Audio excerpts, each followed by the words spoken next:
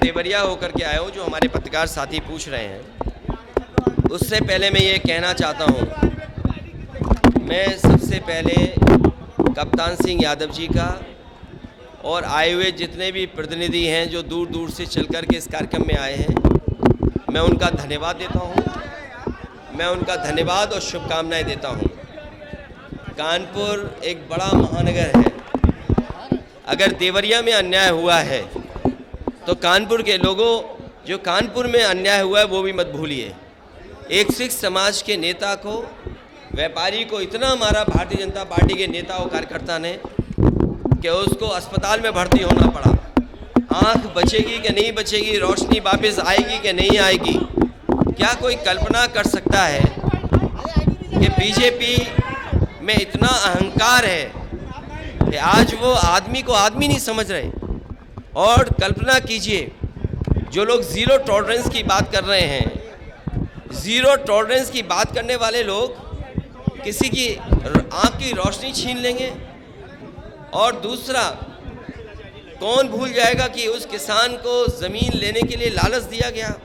BJP का नेता जो डिप्टी चीफ मिनिस्टर के साथ रहता है, बीजेपी के नेता दोनों डिप्टी चीफ मिनिस्टर के संपर्क में है, और उसने एक किसान की ज़मीन धोखे से लेकर के, उससे धोखे से चेक वापस लेकर के उसको मजबूर किया आत्महत्या के लिए।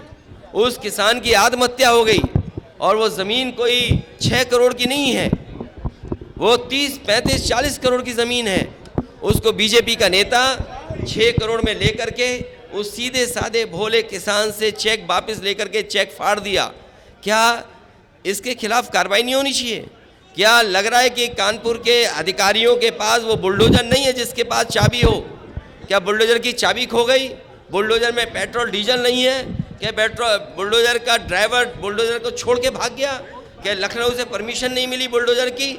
या तुम जानबूझ करके बुलडोजर नहीं चलाना चाहते ऐसे लोगों पर जिसने किसान से धोखा किया हो, 6 करोड़ रुपए लेकर के और चेक फाड़ दिया हो? और मुझे वो भी दिन याद है, इसी शहर में दंगा हुआ था।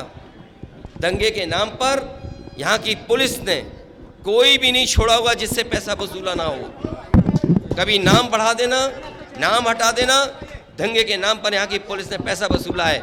और मुझे सुनने में आ रहा है यहाँ पर गिरोह चल रहा है, जो पुलिस के लोग मिलकर के गिरोह चला रहे हैं, लोगों के साथ अन्याय हो रहे हैं। अगर कोई बात कहेगा तो उसके खिलाफ कार्रवाई हो जाएगी।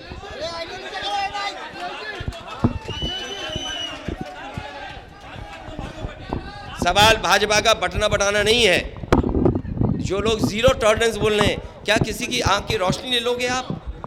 और आप मिली भगत कर करके आप उसके घर में बुलडोजर नहीं चलाओगे, उसके आत्मसमरण का मौका दोगे आप? वो किसान जो गरीब है, उसका 6 करोड़ का चेक दिया, उस सीधे साधे भोले किसान से 6 करोड़ का पैसा वापस लिया और चेक फाड़ दिया। आप क्या कर रहे हो? आप किस लिए IPS बने हो और किस लिए ज़ीरो टॉलरेंस की बात कर रहे हो आप? मेन लोगों की गिरफ्तारी इसलिए नहीं हुई, अधिकारी तालमेल बैठाए होंगे और दिल्ली और लखनऊ से फ़ोन आते होंगे कि इसको गिरफ्तार मत करो।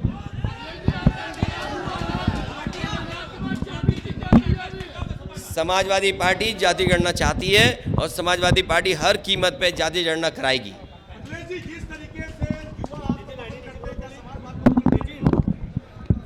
2024 का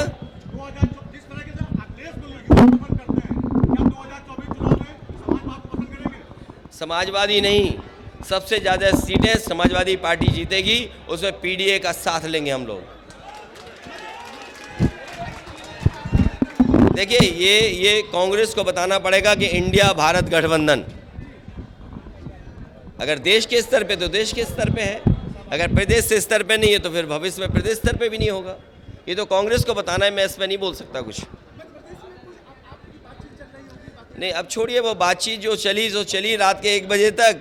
जब बात नहीं चली तो नहीं चली। कहाँ पर? समाजवादी पार्टी पूरी जिम्मेदारी से लड़ेगी चुनाव। और मैं अखबारों में क्या खबर छप रही, क्या गठबंधन हो रहा, कि इसका अखबार वालों पे ऐड मिल जाता है तो वो कहते हैं इससे गठबंधन हो रहा है, न्यूज़ वालों को गठबंधन के लिए भी पैसे मिल जाते हैं, ये छाप दो इससे गठबंधन हो रहा है।